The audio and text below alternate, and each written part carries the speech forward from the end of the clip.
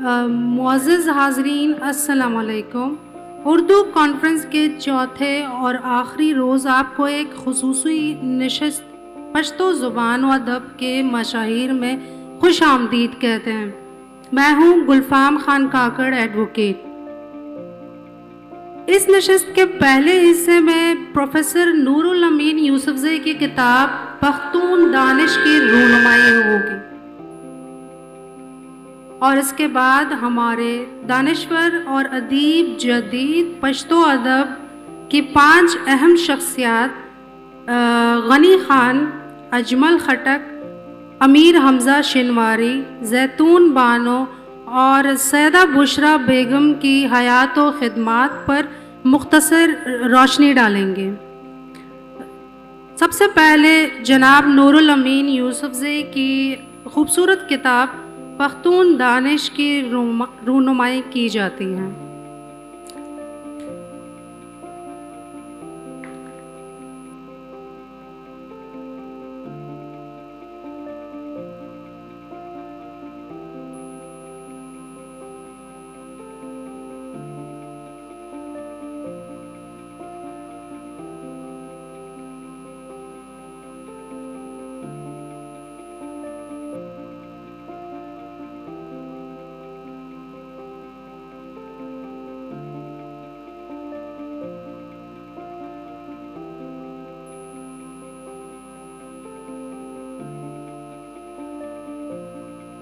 पहले हम इस किताब पख्तून दानिश का मुख्तसर तारुफ़ करेंगे। हमारे मुमताज़ अदीब और मुहक्किक और नक्काद जनाब डॉक्टर अब्बासीन यूसुफज़ई, उनसे इल्तिमास है कि किताब के बारे में मुख्तसर मालूमात पेश करें। बहुत शुक्रिया। पख्तून दानिश या पश्तून दानिश प्रोफेसर नूरुल अमीन यूसुफज़ई की किताब है और इस शख्सियत की दर्जन भर किताबें शाया हो चुकी हैं। पश्तो के माने हुए अफसाना निगार, नक्काद, मुहक्किक और तज्ज़ियाकार हैं। 200 सफ़हात पर मुश्तमिल इस किताब के 2 हिस्से हैं। पहला हिस्सा पख्तून कल्चर यानी पश्तून वली के बारे में 5000 साला तारीख पर मबनी है, जिसमें पश्तून वली के अज्जा, अक़दार और इदारे शामिल हैं।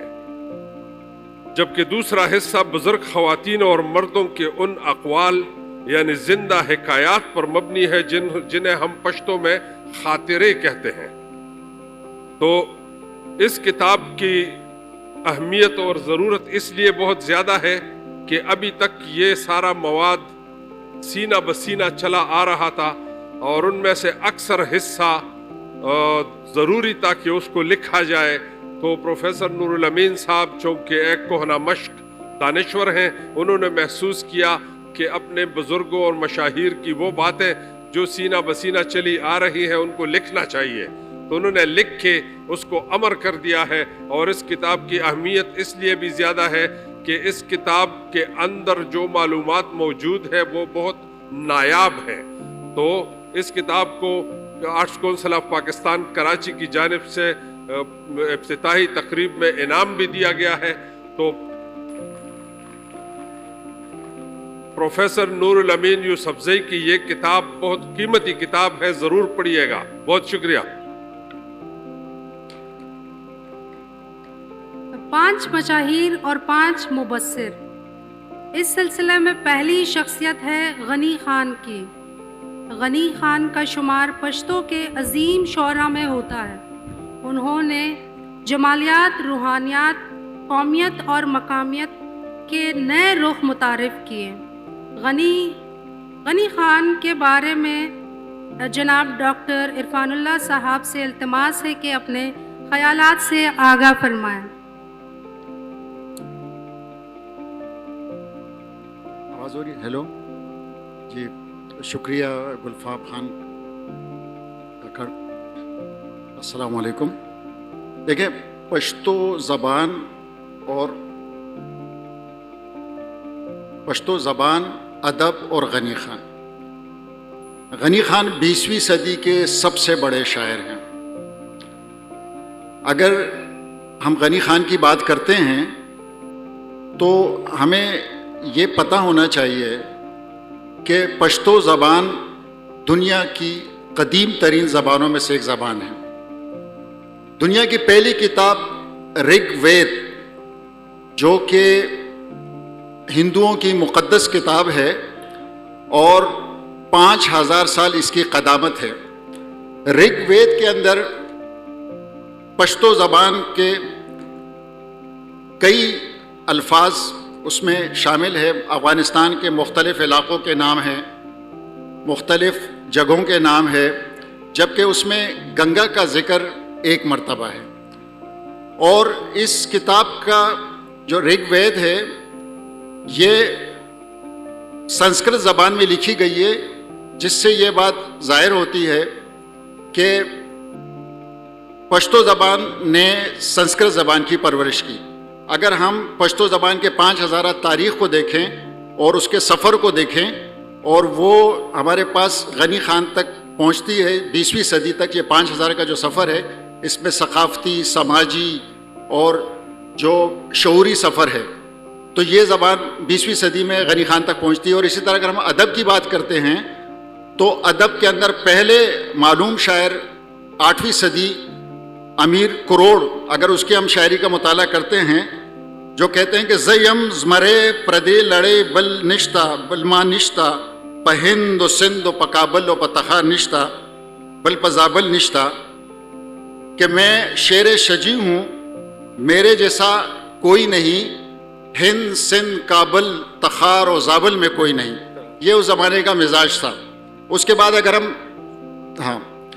اگر ہم اسی طرح ہم جو ہے اگر اس پہ آتے ہیں, پشتو زبان کے پہلے غزل گو شاعر اکبر زمیندار, اگر اس کو ہم دیکھتے ہیں کہ کب مادی حکم وشی چ خادم شاہ دغستا نغرے سور انگار پسر اوڑم, اگر مجھے حکم دیا جائے کہ میں خادم ہو جاؤں تو میں تمہارے چولہے کے سرخ انگار سر پر لے جانے کو تیار ہوں. یہ اس طرح کے یہ مزاج. اور اس طرح پھر ہم رحمان بابا کے پاس آتے ہیں, خوشحال خان خٹک کی شاعری صوفیانہ, اور یہ سلسلہ جو ہے یہ 20ویں صدی میں ہم پہنچتے ہیں غنی خان تک. تو غنی خان اس پشتو زبان کے جلال اور جمال اور پشتو زبان کی خوبصورتی کو سنبھالنے والے اگر کوئی شخصیت تھے تو وہ غنی خان تھے. غنی خان نے اس حسن کو سنبھالا اور وہ اس کے اہل اور قابل تھے, وہی اس حسن کو سنبھال سکتے تھے. غنی خان چونکہ ایک مصور تھے, ایک مجسمہ ساز تھے, ایک سنگ تراش تھے, اور ہندوستان کی ایک شانتی نکین ایک رابندر ناتھ ٹیگور کا ایک ادارہ ہے جو کہ مشہور ترین ایک ادارہ ہے, اس میں وہاں کے وہ پڑھے ہوئے تھے, بلکہ رابندر ناتھ ٹیگور کے وہ شاگرد رہے ہیں. اس کے علاوہ انہوں نے دہلی جامعہ ملیہ سے عربی اور فارسی کے علوم حاصل کیے, مشرقی علوم انہوں نے وہاں سے حاصل کیے, اور پھر انگلستان سے انہوں نے کیمیکل انجینئرنگ کی ڈگری لی. اس کے بعد اگر ہم دیکھتے ہیں کہ سیاست ان کے گھر کی لونڈی ہے, اور باچا خان جس کے اصولی سیاست کی ساری دنیا معترف ہے, وہ ان کے صاحبزادے ہیں. خود وہ MNA ہیں اپنے زمانے میں, 1940 کے زمانے میں وہ سندھ کے مرکزی حکومت کے جو ہے MNA رہے ہیں. اس کے علاوہ انہوں نے ایک کتاب لکھی تھی انگریزی کے اندر دی پٹھان, اور اس کے علاوہ اردو میں بھی ایک خان صاحب کے نام سے انہوں نے کتاب لکھی. اس کے علاوہ ان کے جو مجموعے ہیں, ان کے کلیات جو ہے وہ چھپے ہیں. تو اگر ہم غنی خان کی صفات کو دیکھیں, ان کی کوالٹیوں کو دیکھیں, تو ہمیں 20ویں صدی میں پشتو زبان کے جو نیو ایرا جو شروع ہو رہا ہے, اور جو جدیدیت کا جو دور تھا, اس کا آغاز جو ہے اس میں پشتو زبان کو غنی خان جیسے شاعر ملے, اور غنی خان جیسے مفکر, ادیب اور رہنما ملے. تو ہم اگر دیکھیں کہ جدید جو دور تھا 20ویں صدی, یہ بالکل دنیا میں ایک تغیرات کا دور تھا, چینجز کا دور تھا. پوری دنیا جو ہے وہ سکڑنے کی طرف جا رہی تھی, اور اس زمانے کے اندر, اس وقت کے اندر ضرورت تھی کہ پشتو زبان و ادب کو ایک نئی ڈائریکشن دی جائے, اس کو اہم کیا جائے, روایت اور جدت کو اہم کیا جائے. تو اس کردار کو غنی خان نے بحسن خوبی ادا کیا, اور انہوں نے اس زمانے کے اندر جو روایت, آپ جانتے ہیں کہ جدت جو ہے وہ روایت میں تغیر کا نام ہے, تو انہوں نے غنی خان نے ایک نئی سوچ, نیا اسلوب, نیا مواد, نیا موضوع جو ہے وہ پشتو شاعری کو عطا کیا. ان کی اگر ہم دیکھیں کہ ان کا تصور عشق, ان کا تصور انسان، ان کا لسانیات اور ان کی جو ہم دیکھیں کہ ان کا اسلوب وہ بالکل نرالا ہے اور بالکل نیا ہے.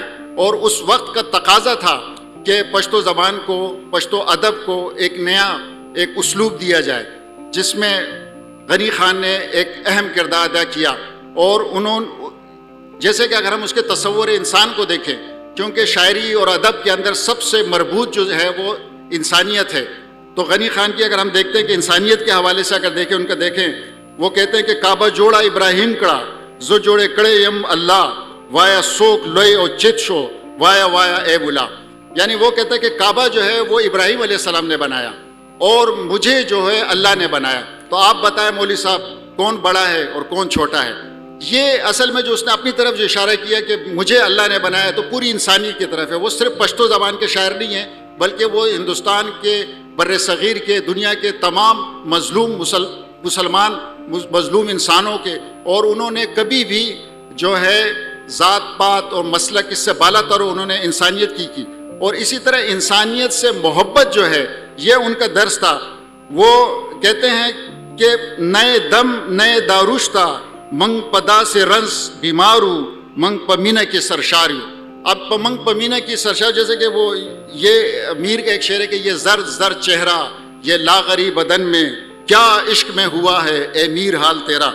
تو اس میں جو درد محسوس کر رہے ہیں وہ کہہ رہے ہیں کہ میں جو ہے ہم محبت میں، یعنی نہ جس کے ہم محبت کے اندر سرشار ہیں، یہ ہم ایسی محبت میں مبتلا ہے کہ نہ اس کا کوئی علاج ہے نہ اس کا کوئی دم دارو ہو سکتا ہے، یعنی ڈیوائن محبت جو ہے.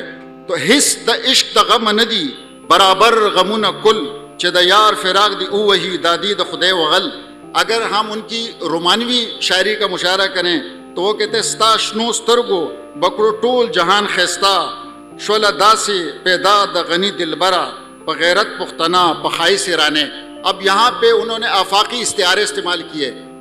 وہ اگر کہتا ہے کہ غنی خان جو ہے اس کی جو محبوبہ ہے وہ غیرت میں پٹھان ہے یا پختون ہے اور وہ خوبصورتی میں ایرانی. یہاں پہ انہوں نے پٹھان کا جو لفظ، کیونکہ پشتو ایک ضابطہ اخلاق ہے، ایک کردار ہے، اس کی طرف اس نے اشارہ کیا کہ میری محبوب جو ہے وہ اپنی کوالٹی کے اندر وہ پٹھان ہے اور خوبصورتی میں ایرانی ہے. ایرانی کا اگر وہ چاہتے تو پشتو میں وہ پٹھان کا بھی کہہ سکتے تھے کہ وہ خوبصورتی میں پٹھان ہے، لیکن انہوں نے ایران کا استعارہ لیا کہ دی بادشاہی حق نے تجھے حسن نگر کی یوں کشور ایران میں سلیما سے کہوں گا، تجھ لب کی صفت لال بدخشاں سے کہوں گا، جادو ہے تورے نین غزالاں سے کہوں گا. تو یہ وہ استعارہ ہے کہ وہ کہتا ہے کہ میری محبوب جو ہے وہ خوبصورت ہے اس طرح جیسے کہ ایران کا حسن ہے. تو اگر ہم اسی طرح غنی خان کی فلسفے کو دیکھیں تو ان کا فلسفہ حیات جو ہے، ان کا فلسفہ عشق جو ہے وہ بالکل منفرد ہے. انہوں نے صرف لفاظی نہیں کی، صرف ذہنی ورزش نہیں کی، بلکہ ان کا فلسفہ عشق جو ہے اس میں ایک وجدان، ایک آگہی ہے. اب صحیح ہے، وہ کہتے ہیں کہ اب ان کے فلسفہ عشق کو آپ اندازہ لگائیں. دیوانوں کے بابا مجھ کو بتا کیا سجدہ گزاری بہتر ہے یا کیف یہ مستی اچھی ہے، خود حسن میں ڈھل جانا بہتر ہے یا حسن پرستی اچھی ہے. ایک جگہ پہ وہ کہتے ہیں کہ نہ جانے کون سی صورت نئی گل کی ابھارے گا، ہزاروں سینکڑوں راتیں اکٹھی کر کے تقوی کی، یہاں پر عشق کا ایک لمحہ رنگی بناتا ہے، غنی خان جب ورد کرتا ہے میرے دلبر میرے دلبر. تو ہم اگر دیکھیں کہ غنی خان جو ہے ان کی اگر ہم لسانیات کا مطالعہ کرتے ہیں، ان کے اسلوب کا مطالعہ کریں تو بالکل لسانیات کے اندر غنی خان نے جو ہے وہ انہوں نے جو انگریزی ادب کے اندر جو سٹائر، آئرونی، ہمارشیا یہ اسلوب استعمال کیے. انہوں نے پشتو زبان کے اندر نئے اسلوب متعارف کرائے، نئے انہوں نے لسانیات کے در کھولیں، جس میں انہوں نے چونٹی پہ مضمون لکھا، انہوں نے نظم لکھی، انہوں نے جو ہے ہت ہت پہ نظم لکھی، انہوں نے جو ہے مرغے پہ نظم لکھی اور اس کو سٹار بنایا، آئرونی بنائی اس میں. جیسے کہ وہ چونٹی کے بارے میں کہتا ہے کہ یہ چونٹی جو ہے اس نے اس وقت کے جابر حکمرانوں سے مثال دیا، انگریزوں سے مثال دیا کہ یہ چیزوں کو جمع کرتا ہے اور ایک لائن میں جاتا ہے، اس کی خوبیوں اور خامیوں کو اس سے استعارہ کیا. اسی طرح انہوں نے مرغے کو جو ہے وہ اس کا استعارہ انہوں نے استعمال کیا ایک خان کے لیے، ایک لیڈر کے لیے کہ وہ اترا کے چلتا ہے.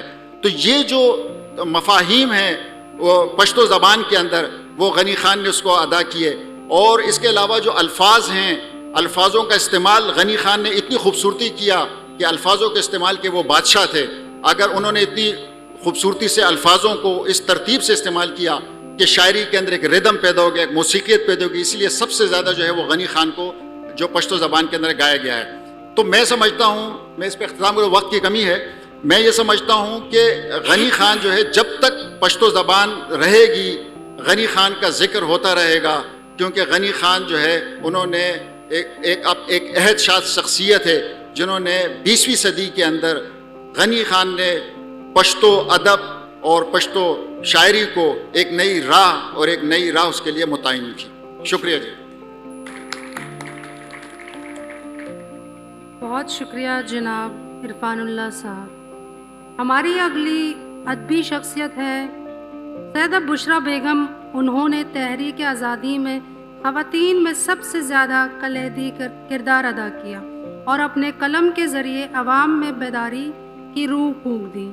سین بے یعنی سیدہ بشریٰ بیگم کے بارے میں ہمارے معروف شاعر، ادیب اور قانون دان جناب ماقام خٹک تبصرہ کریں گے.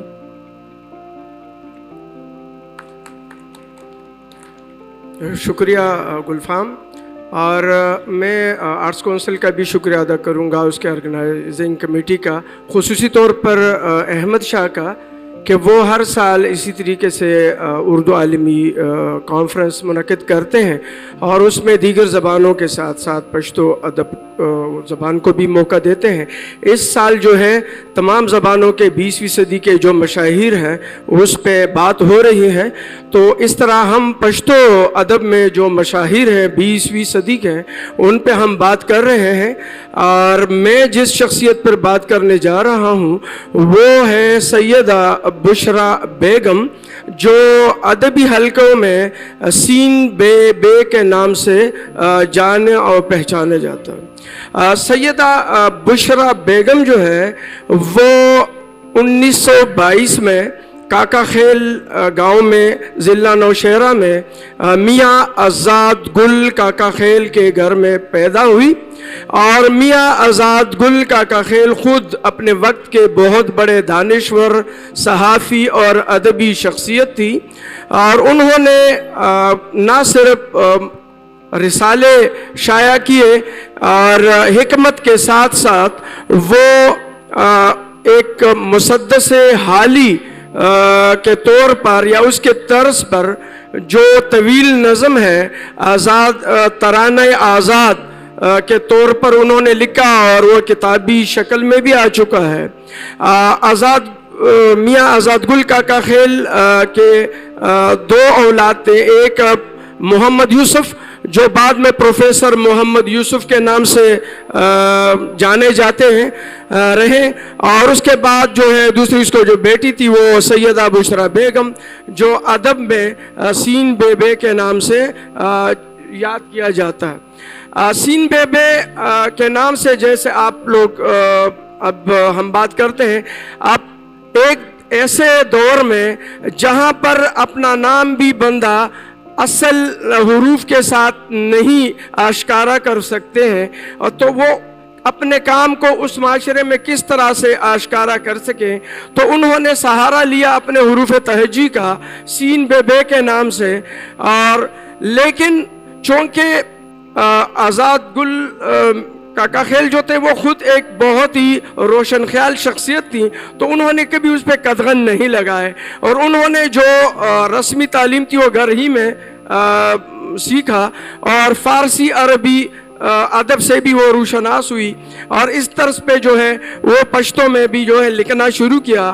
1930 میں جب باچا خان نے جو خدائی خدمتگار تحریک زور و شور پہ تھی اس وقت یہ تحریک، تو اس وقت انہوں نے پشتون رسالے کا اجرا کیا. تو پشتون رسالے میں نئے اور پرانے تمام لکھاری لکھا کرتے تھے، اور اس میں جو ہے خواتین کا بھی حصہ تھا.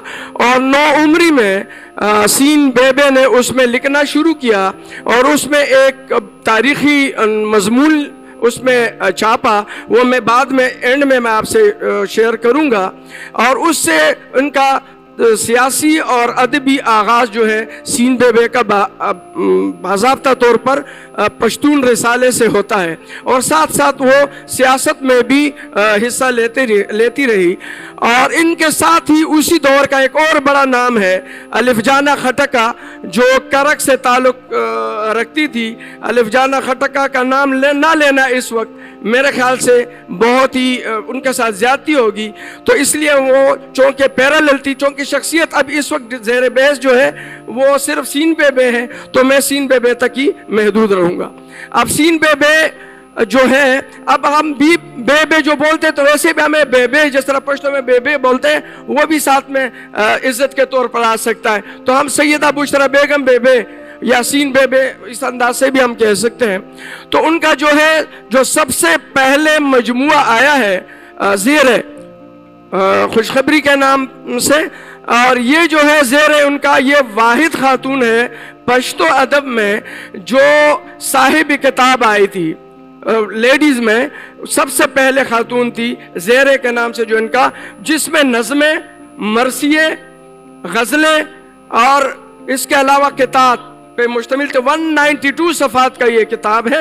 اور مزے کی بات یہ ہے کہ اس کا جو انتصاب ہے وہ اپنے والد کے نام ہے، اور اس پہ جو مقدمہ ہے وہ پروفیسر محمد یوسف جو ان کے بھائی ہیں انہوں نے لکھا ہے.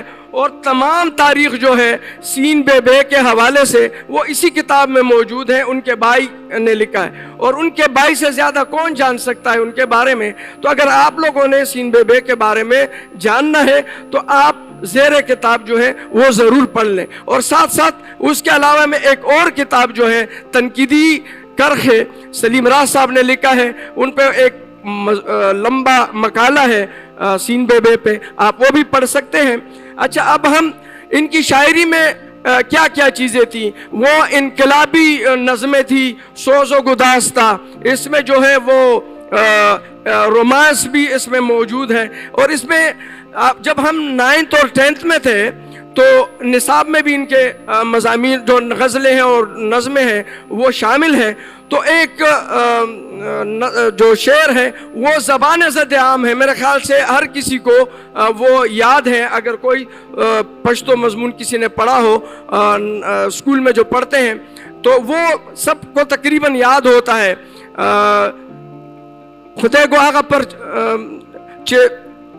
وہ اس کا ترجمہ اس طریقے سے کہ جن دوپٹوں سے پرچم نہیں بنتے وہ دوپٹے مجھے نہیں چاہیے.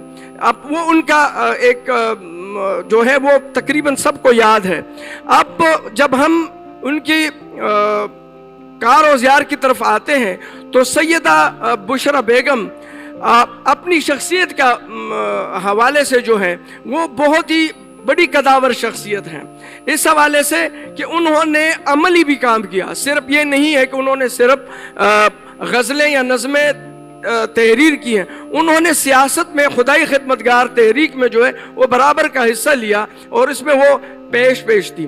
اب میں جو ہے اس کے حوالے سے جو سیدہ بشرا بیگم ہے ان کی کچھ جو نظمیں ہیں وہ تھوڑے سے میں آپ سے شیئر کرنا چاہتا ہوں، اور ساتھ ساتھ جو ہے کچھ جو غزلیات ہیں وہ بڑے پتے کی ہیں، بہت ہی اہم ہے. اب اگر آپ یہ میں پشتو میں ہی اسی طرز انداز سے آپ سے شیئر کرتا ہوں.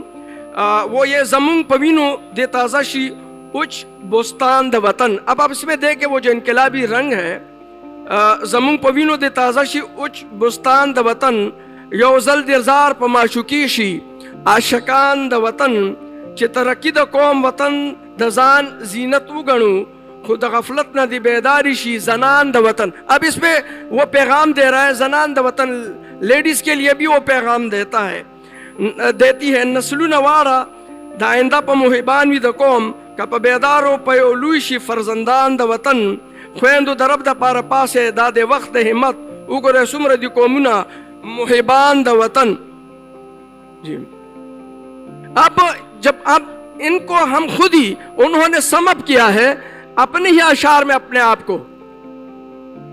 کو سمپ کیا ہے. وہ کس طریقے سے خبروں کے شمپٹا لکبوی دا گل پپانو اب یہ بہت ہی بہترین شعر ہے ان کا، اپنے بارے میں انہوں نے اپنے آپ کو کیسے ڈسکور کیا اور کس طریقے سے انہوں نے پیش کیا. پھر خبروں کی شمپٹا لکبوئی دا گل پپانو کمیشو سک دلی دوکڑی دا کتاب تصویر زماد ہے. تو ان کی جو کتاب ہے میں اسی باتوں پہ ختم کرنا چاہوں گا کہ اگر آپ سین بیبے کو پڑھنا چاہتے ہیں تو زیر کتاب جس میں مقدمہ ہے ان کے بھائی نے لکھا ہے وہ پڑھیں، اور ساتھ ساتھ تنقیدی کرخے جو سلیم راز صاحب نے اس میں مقالہ لکھا ہے اگر وہ آپ پڑھیں تو سین بیبے کی شخصیت سے آپ اچھی طریقے سے واقف ہو سکتے ہیں. آپ کا بہت بہت شکریہ. جی یہ تھے جناب ماقام خٹک صاحب جو سیدہ بشرا بیگم کی شاعری اور خدمات کو آپ کے سامنے پیش فرما رہے تھے. پشتو زبان میں خاص کر 20ویں صدی میں بہت بڑے شعراء نے جنم لیا، جن میں سے چند خاص شاعر ایسے بھی ہیں جنہوں نے روایات کو آگے لے جا کر کئی جدتوں اور شدتوں سے متعارف کیا. ان میں سے ایک عظیم نام بابا غزل امیر حمزہ شنواری کا ہے. چلے امیر حمزہ شنواری کے بارے میں جانے مانے ادیب، شاعر اور نقاد کیسر افریدی نگارشات سماعت کرتے ہیں. کیسر افریدی کئی کتابوں کے مصنف ہیں اور ادب کا گہرا مطالعہ رکھتے ہیں.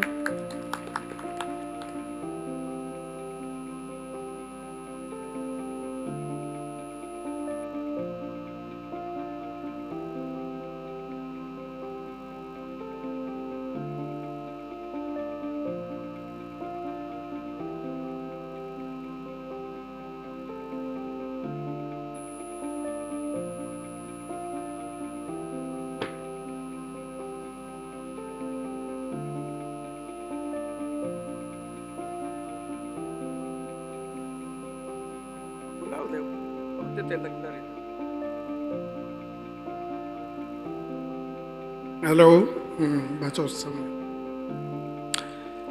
شکریہ دوستو. آپ سب کی اجازت سے مجھے جس موضوع پر دعوت کلام دی گئی ہے نہایت ہی وسیع تر موضوع ہے جس کے لیے کتابیں درکار ہوتی ہیں. اس لیے چونکہ وقت مختصر ہے، اسی وقت کے اختصار کو دیکھ کر میں نے حمزہ صاحب کی شاعری سے ایک چھوٹا سا گوشہ چن لیا ہے، جسے میں سمجھتا ہوں کہ چھوٹا سا بھی ہے بظاہر، لیکن یہ بھی ایک بنیادی گوشہ ہے جو میں آپ کے سامنے رکھ رہا ہوں. مجھے امید ہے کہ آپ دل لگا کر اسے سنیں گے اور سمجھنے کی کوشش بھی کریں گے. شکریہ. میری تحریر کا عنوان ہے حمزہ شنواری کی شاعری، فکری اور فنی اساس. حمزہ شنواری 1907 یعنی 20ویں صدی میں پیدا ہونے والی وہ عظیم ادبی ہستی ہیں کہ جس نے نہ صرف 20ویں صدی کو متاثر کیے رکھا بلکہ بعض ہدایتوں کی اساس پر یہ کہا جا سکتا ہے کہ وہ پشتو ادب میں تاحال اپنی مثال آپ ہیں. تصوف، فلسفہ، فکشن اور شاعری کی مقداری حیثیت سے ہٹ کر اگر ہم ان کے محض معیاری تشخص پر بات کریں اور اپنی بات محض ان کی شاعری تک محدود رکھیں تو حمزہ صاحب کے حوالے سے شاعری کا یہ میدان اس لیے کچھ زیادہ قابل ذکر ہے کہ انہوں نے اس میں یعنی پشتو شاعری کے میدان میں بابائے غزل کا لقب پایا ہے. غور کریں تو یہ ایک عظیم تر لقب ہے کیونکہ 20ویں صدی کے پشتو سخن میں اس نوعیت کا کوئی دوسرا نام کسی اور شاعر کو نہیں ملا. سوال یہ ہے کہ متعدد بڑے بڑے پشتون شاعروں کی موجودگی میں وہ کون سی منفرد بات ہی جس کی وجہ سے محض حمزہ شنواری ہی اس لائق ٹھہرے کہ وہ بابائے پشتو غزل قرار دیا جائے۔ حقیقت یہ ہے کہ حمزہ صاحب کے حوالے سے ہم بظاہر ایک سادہ مگر بباطن بڑا ہی نازک نقطہ ہے یہ، ہم نے حمزہ صاحب کے علاوہ دیگر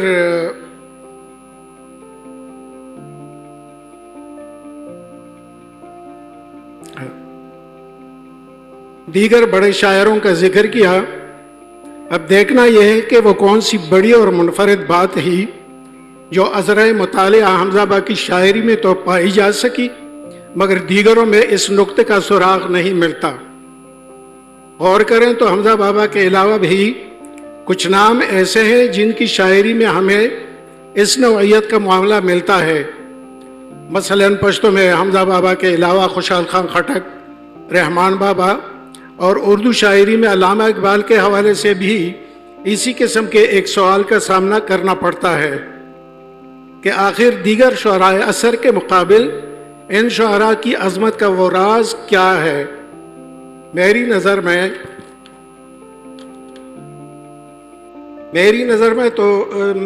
میں شاعری تو ہوتی ہی ایک آئیڈل معاملہ، مگر متذکرہ شاعروں کی شاعری کا بنیادی اور انفرادی نقطہ یہ ہے کہ ان کے ہاں ہمیں ایک عظیم تر آئیڈیل شاعرانہ کا پرتو پڑھنے کو ملتا ہے۔ یہ شاعرانہ کردار ہم اقبال کے ہاں مرد مومن، شعر خوشحال میں ننگیالے اور رحمان بابا کے سخن عارفانہ میں انسان کے نام سے جانتے ہیں۔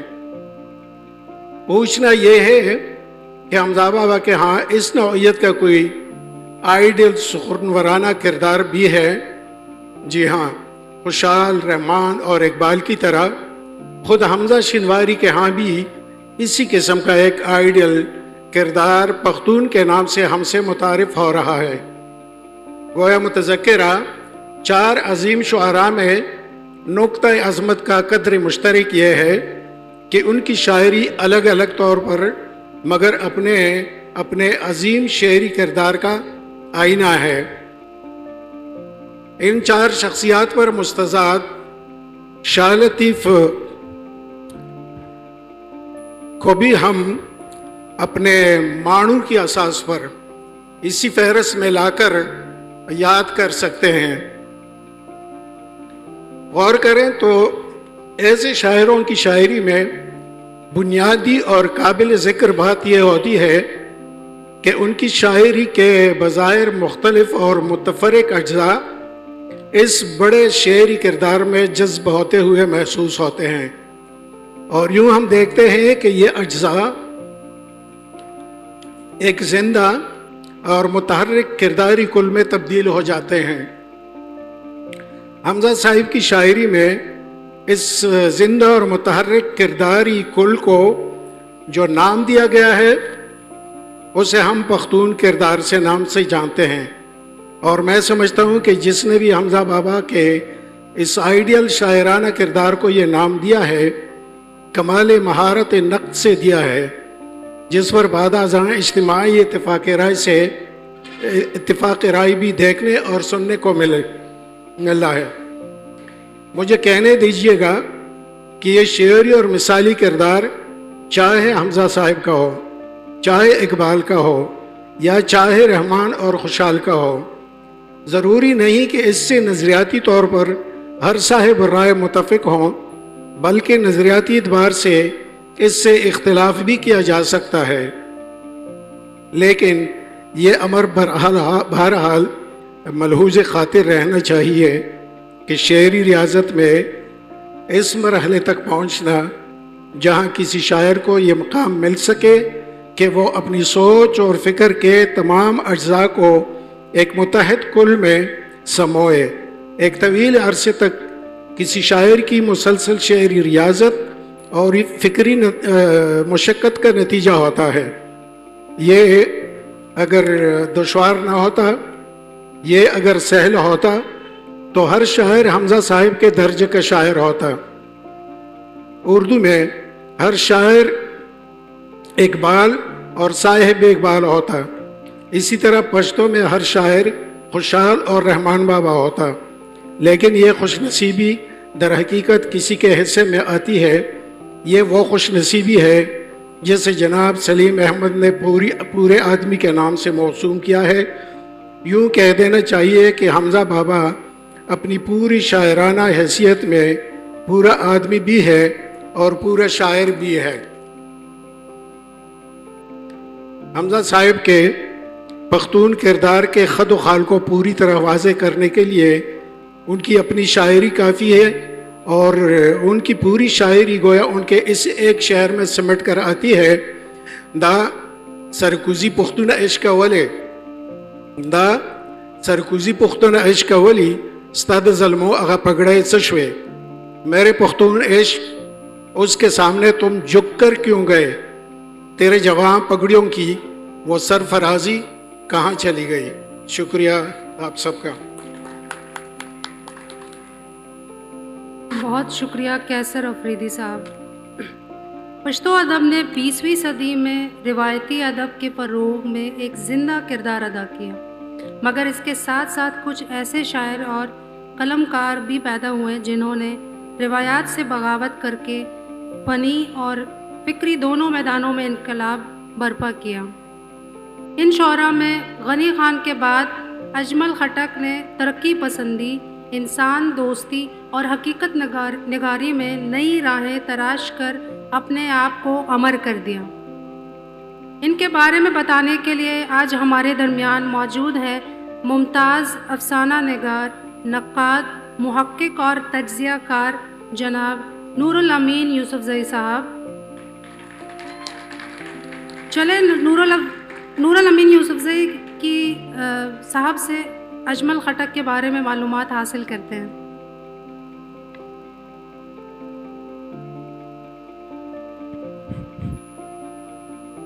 شکریہ گلپام ایڈوکیٹ. السلام علیکم خواتین و حضرات.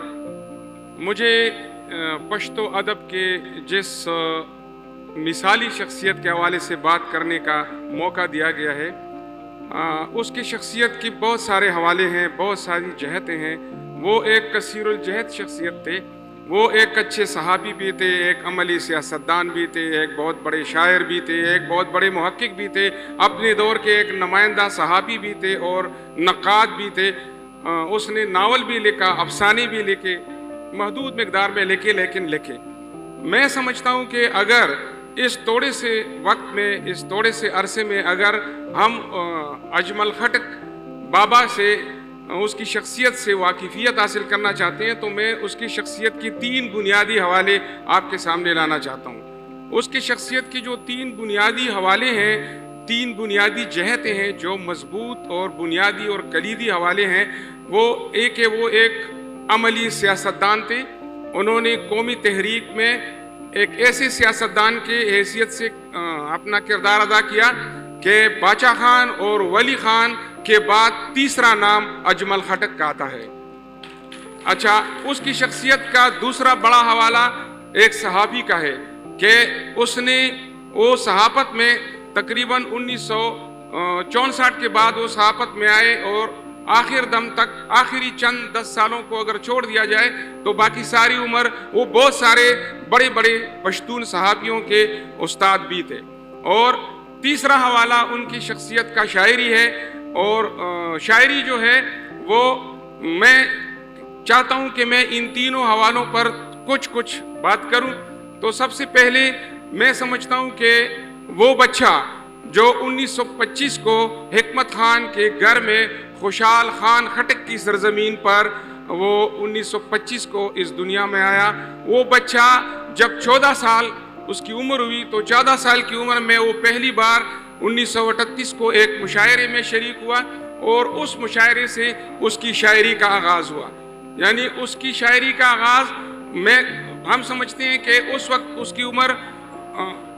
ان کی عمر 14 سال تھی.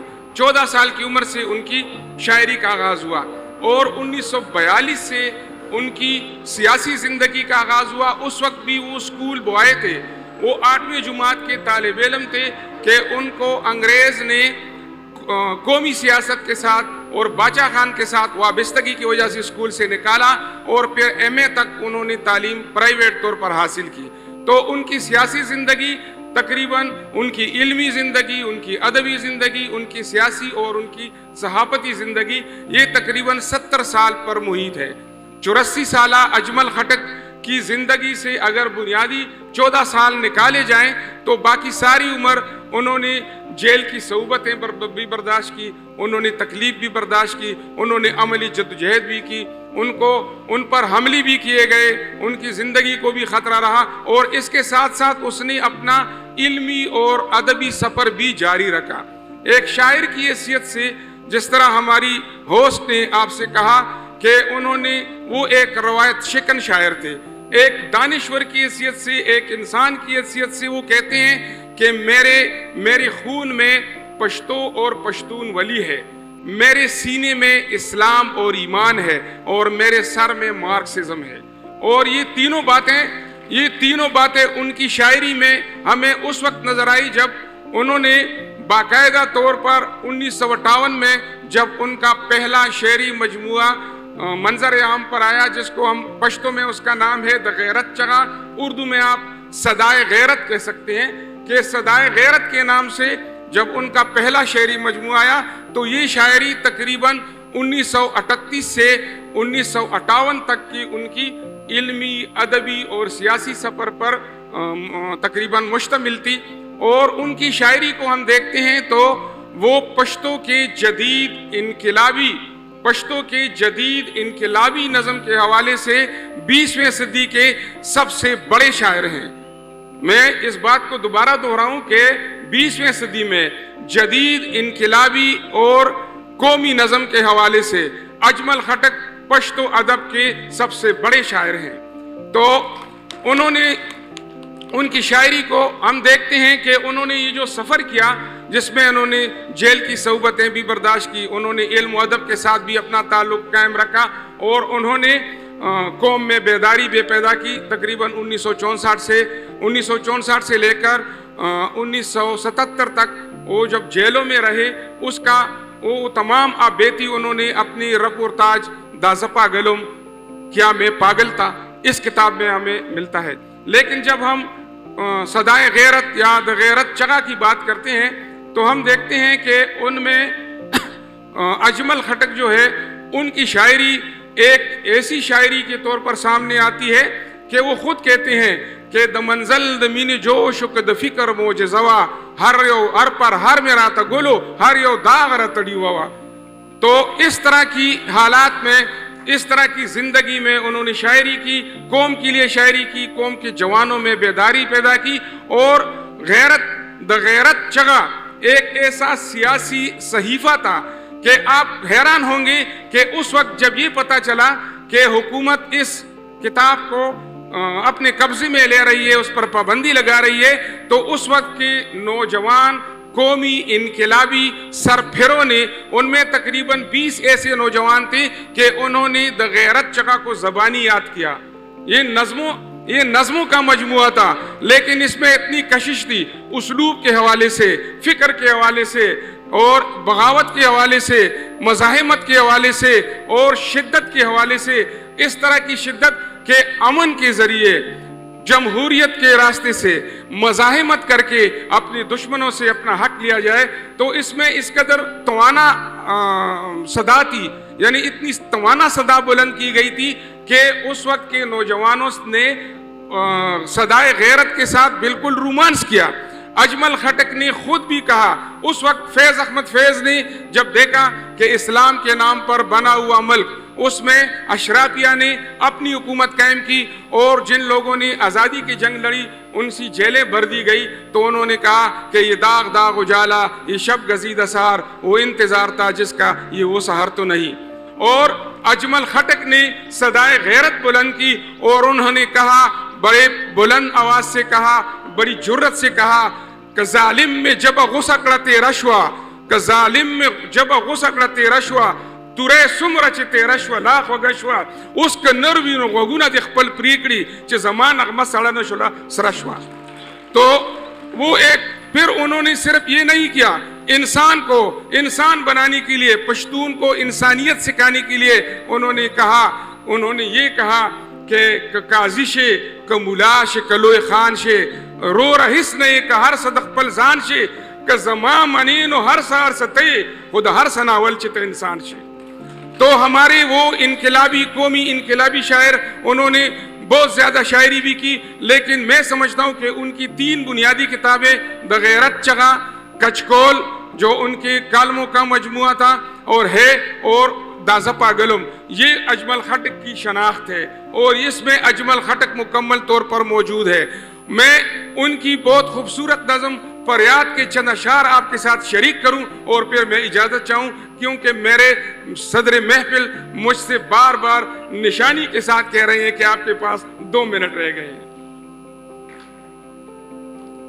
تو جناب فریاد جو ایک شکوہ ہے اس میں وہ کہتے ہیں دلوی لوی قدرتون ربا یو تمنا دا اور دیش کنا ستاد سکنیس کنی ما خام نہ لگے د چاد زڑا لگے لی دیش کنا ستاد سیلو او طوفانونو په مخ یو وسویلې د درلې گلی غواړم ستاد چپو چپو سندونو پنوم لیمرا ډک شو سسولې غواړم اسینه چوڼ د خولې استل کوپر شي اسینه تاتم جړل کوپر شي ستاد جنت د نعمتونو نظر زدر ته اوږي په جهان جاړم ستاد دوزخ د لړمانو توبه زدر ته دا لړمانان جاړم دلته د ګېړې دوزخ تشت ګرځو هلته شو ستا د دوزخونو خوراک دلته د دغه کسابانو خوراک هلته د هغه خمارانو خوراک نه مو ځان تور کړه او نه سپین پاتې شو نه د دنیا شو نه د دین پاتې شو ستا د سنګینو فیصلو نه قربان ولې حیران یم کم قانونو منم ته خو د خپل کارون په ځمکه منډې او زه د په سر باندې کارونو منم. تھینک یو، آپ سب کا بہت بہت شکریہ. بہت شکریہ پروفیسر نور الامین یوسفزئی صاحب. مشاہیر کی فہرست میں اگلا نام ہے محترمہ زیتون بانو کا. زیتون بانو نے پشتو افسانہ نگاری میں وہ نام کمایا جو پورے ملک میں جانا پہچانا ہے. زیتون بانو کی حیات و خدمات کے بارے میں بتانے کے لیے ہمارے ساتھ موجود ہے پشتو کے مقبول ترین شاعر، محقق، نقاد، تجزیہ کار، دانشور ڈاکٹر عباسین یوسفزئی صاحب. ڈاکٹر عباسین یوسفزئی نے اپنے ادبی خدمات کے سلسلے میں پاکستان اور افغانستان دونوں ممالک سے صدارتی ایوارڈ برائے حسن کارکردگی حاصل کیا. انہوں نے کئی مشاہیر پر کتابیں لکھی ہیں جن میں اکادمی ادبیات پاکستان کے لیے زیتون بانو کی شخصیت اور فن پر مبنی کتاب بھی شامل ہیں. تو ان سے التماس ہے کہ زیتون بانو کے بارے میں ہمیں آگاہ کریں. بہت شکریہ گلفام خان کاکڑ ایڈوکیٹ. میرے دوستوں نے تو سمندر کو کوزے میں بند کرنے کی کوشش کی، لیکن عباسین کو کوزے میں نہیں بند کیا جا سکتا. ابھی وقت کی کمی آڑے آ رہی ہے. دوست بہت اچھا بولے اپنی اپنی موضوعات کے اوپر، اور مجھے اس وقت اجمل خٹک صاحب کا ایک شعر یاد آ رہا ہے آپ لوگوں کی انتوزیزم کو دیکھتے ہوئے. پدیخ کل فضا کے چے ہم حسن شتہم مینا، پدیخ کل فضا کے چے ہم حسن شتہم مینا، رباب کا دل تکیک دے رو پخپل بٹنگے گی. محترمہ زیتون بانو 18 جون 1938 کو پشاور کے ایک گاؤں سپینہ وڑائی میں پیر سید سلطان محمود شاہ کے بخاری سادات خاندان میں پیدا ہوئی. ان کے خاندان کے ہر فرد کو پیر کہا جاتا ہے. اس ناطے بانو جی کو ادبی دوست پیرنی اور پیر ابائی کے نام سے پکارتے ہیں. آخری عمر میں مور بی بی یعنی اماں جی کے نام سے منسوب رہی. عرصہ حیات 1938 سے لے کر 2021 تک رہا. بانو جی نے افسانہ نگاری اور شاعری کے علاوہ صداکاری، اداکاری، تدریس اور ریڈیو پاکستان میں پروڈیوسر کی حیثیت سے کام کیا. در حقیقت انہوں نے قلم کے ذریعے نام کمایا. انہوں نے پشتو اور اردو میں لکھا. ان کی شائع ہونے والی کتابوں کی فہرست میرا خیال ہے 15 تک پہنچتی ہے. 15 کتابیں انہوں نے تحریر کی اور صدر پاکستان سے ایوارڈ بھی حاصل کیا. اس بارے میں قمر راہی صاحب نے زیتون بانو کے بارے میں لکھا کہ بانوں کا قلم کرامن کاتبین کی طرح ہے، بے رو ریا اور نوکیلا، خاطر غزنوی رقم تراز ہے۔ زیتون بانو علامت نگار نہیں، اس لیے کہ وہ پشتون ہے اور پشتوں میں لکھتی ہیں۔ علامت نگاری منافقت کی پیداوار ہے، پشتون منافقت نہیں جانتا۔ ان کے افسانوں کے موضوعات، انہوں نے ہمارے معاشرتی اور سماجی زندگی کی ہر روایت اور ہر رخ کا گہرا مشاہدہ اور وسیع مطالعہ کر کے اس کی عکاسی کی ہے، اور پھر بڑی جرأت اور بے خوفی سے اس کی برائیوں پر قلم اٹھایا ہے۔ سسکتی انسانیت کو ظلم و جبر کے پنجے سے چھڑانے کے لیے قلم کے ذریعے جہاد کیا ہے۔ سماجی ناانصافیوں، معاشرتی المیوں، غلط روایات اور جبر و استحصال کی جاندار عکاسی کی ہے۔ خود لکھتی ہیں، میرے افسانوں میں آپ کو خوشبو بہت کم محسوس ہوگی، کیونکہ رستے ناسور قلم کے ذریعے پھوڑتی ہوں اور کچے پکے ناسوروں میں بدبو ہی ہوا کرتی ہے۔ ان کی اس خاصیت کو اکثر منٹو کے اثر سے تعبیر کیا گیا، کبھی ان کو سرحد کی عصمت چغتائی کہا گیا۔ بانو نے بھی جنس پر لکھا، بانو نے بھی جنس پر لکھا، بے دریغ لکھا اور بغیر لپٹے لپٹائے لکھا۔ پختون قبائلی معاشرے میں جہاں مرد بھی ایسے حساس موضوعات پر لکھنے کی خود میں جرأت نہیں پاتے، ایک حساس اور ذمہ دار فنکارہ ہونے کے ناطے وہی لکھا جو محسوس کیا اور اپنے ارد گرد ہوتے دیکھا۔ بانو بے خوفی اور جرأت کے ساتھ مسخ شدہ اخلاقیات کی بوسیدہ عمارتوں کو ڈھا کر سچائیوں کے نئے گروندے بناتی ہیں۔ جہاں گندے پھوڑوں کی بات کی ہے، وہاں ہمارے معاشرے کی خوبیوں کو بھی اجاگر کیا ہے۔ پختونوں کی عظمت احساس، ان کے عرفہ اور بیریا جذبے، ان کی مہمان نوازی، دریا دلی، ان کی غیرت اور خودداری، روایات کی پاسداری، ان کی آدرش اور امنگیں، ان کی آرزویں اور خواہشات، ان کی محبتیں اور چاہتیں، سب بانو کے موضوعات ہیں۔ اس لیے ان کے افسانوں میں ہمارا معاشرہ اپنے جزیات کے ساتھ سانس لیتا نظر آتا ہے۔ فنی لحاظ سے ان کے افسانوں میں پلاٹ، کردار نگاری، مکالمہ نگاری، اسلوب اور زبان و بیان کے ساتھ بہت خوبصورت منظر نگاری قابل ذکر ہے۔ ان کی مقامیت اور ارضیت میں بے پناہ آفاقیت پائی جاتی ہے۔ ان کی بے پناہ حقیقت پسندی نے ان کو دوسرے افسانہ نگاروں سے بہت ممتاز رکھا ہے۔ ہم کہہ سکتے ہیں کہ پختون ادبی دنیا میں زیتون بانو جیسی فولادی اعصاب کی مالک ادیبہ اب تک سامنے نہیں آئی، جس نے مردانہ غلبہ رکھنے والے معاشرے میں نہ صرف بحیثیت پختون خاتون ادیبہ مردوں کے ساتھ شانہ بشانہ شمع ادب کو فروزہ رکھا، بلکہ پختون معاشرے کے کئی استحصالی رویوں اور صنفی امتیازات کے لاتعداد ناسوروں پر نشتر زنی کی اور غاصبوں کو لمحہ فکریہ فراہم کر کے نظر ثانی پر مجبور کیا۔ جیسے اللہ تعالیٰ نے زیتون بانو کو پشتون معاشرے کے اندر طبقاتی اور صنفی امتیاز کے ناسوروں کے لیے نشتر اور دوا بنا کے بھیجا ہو۔ خود فرماتی ہیں، دا زیتون دا ون تیل خلق دارودی، دا زیتون دا ون تیل خلق دارودی، ز زیتون اللہ دوا امرا لے گلے۔ لوگوں، زیتون کا تیل دوا کے طور پر استعمال کیا جاتا ہے، اللہ نے مجھے زیتون بنا کے بھیجا۔ زیتون بانو کی شادی ممتاز شاعر ادیب تاج سعید کے ساتھ ہوئی تھی۔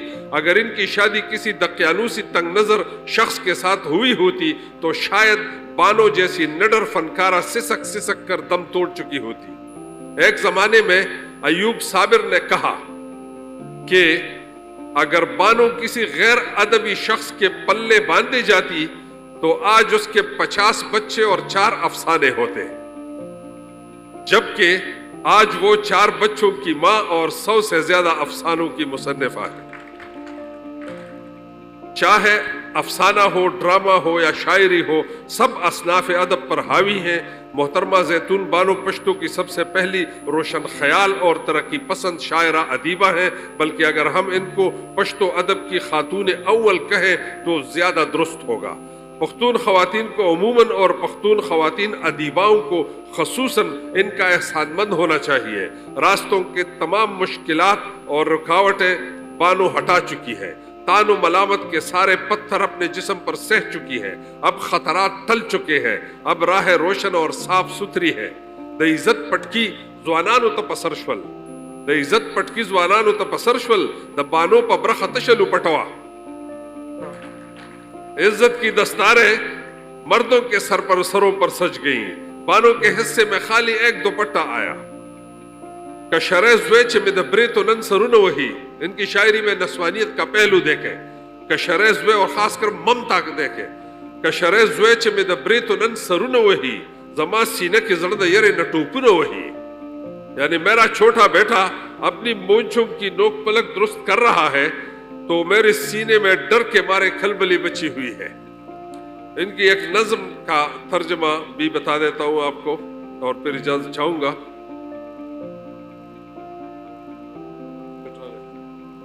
بس آخری یہ نظم ہے اور اس کا ترجمہ بھی میں بتاتا ہوں۔ دادا گی نظم دے جیتا سو واو رہی چھے دا کور بارائی نا نجی بخنوار دا ہم رشتیا دا چھے میں تاثر سوچے مینہ دا۔ ترجمے ہوئے مصر حکم ملا ہے کہ خالی ترجمہ پڑھ لو، کیونکہ اپنے میں تو صدر محفل ہوں اور یہ وزیر اعظم محفل ہے۔ جی دا کور بارین میں تشو قتل بدنام شما، یہ نظم ہے، ان کی پیٹ ہے۔ اس کا ترجمہ ہے بوجھ، گھر کی کھڑکی سے جو دیکھا تو میں بدنام ہوئی، میری نیت میرے کردار میں کچھ کھوٹ نہ تھی، کیوں مگر پوچھو بازار میں چرچا ہے میرا، میں سراسر اسی ماحول کی پروردہ ہوں۔ میں نے ہم جھولیوں سکھیوں میں یہ بچپن دیکھا، رات دن آنکھ مچھولی کبھی رہتا تھا سما، چور بن جاتا تھا کوئی تو کوئی شاہ زماں، میں جو پیش پیش ہی رہتی تھی اپنے ٹولی میں، نہ میں نے کھیل میں کھائی شکست فاش کبھی، پسند آتی تھی ہر ایک کو میری سرداری، سب اپنے شوق سے کرتے تھے میری دلداری۔ اب میں حیران ہوں کیا ایسا ہوا مجھ سے قصور، بات کوئی بھی ہو چرچا میرا کرتے ہیں ضرور، میرے کردار کو مشکوک بنا رکھا ہے، آنکھ میں بھائی کے کیوں خون اتر آتا ہے، کس لیے باپ کے تیور بھی بدل جاتے ہیں، ماں کی نظروں میں دیے خیز کے جل جاتے ہیں، بس اگر ان کا چلے یہ میرے ٹکڑے کر دیں، زندگی کو میری وابستہ علم سے کر دیں۔ ایک دو راہ پہ حیران کڑی سوچتی ہوں، سارے رشتے بھی ہے ناتے بھی ہے ان لوگوں سے، پوری بستی پہ میری ذات گراں ہے کتنی۔ یعنی اس نظم میں عورت کے مسائل کو بیان کیا گیا ہے کہ ہمارے معاشرے میں عورت کو جوان ہوتے ہی سب لوگ یعنی ماں باپ اور بہن بھائی بھی اجازت نہیں دیتے کہ وہ اپنی شخصیت کا اظہار کر پائے۔ میں بہت خوش ہوں، آپ سب کی آمد کا بہت شکریہ اور کراچی آرٹس کونسل کا بہت شکریہ کہ انہوں نے اردو کانفرنس میں ہماری زبانوں کے لیے وقت نکالا اور ہمیں آپ سے مخاطب ہونے کا موقع فراہم کیا۔ بہت شکریہ۔ بہت شکریہ تمام معزز اراکین صدارتی مجلس۔ تو اسی کے ساتھ ہمارا آج کا پشتو کے مشاہر کا سیگمنٹ اپنے اختتام کو پہنچتا ہے۔ میں آپ سبھی حاضرین کا بھی شکریہ ادا کروں گی جنہوں نے آج شرکت کی۔ Thank you so much.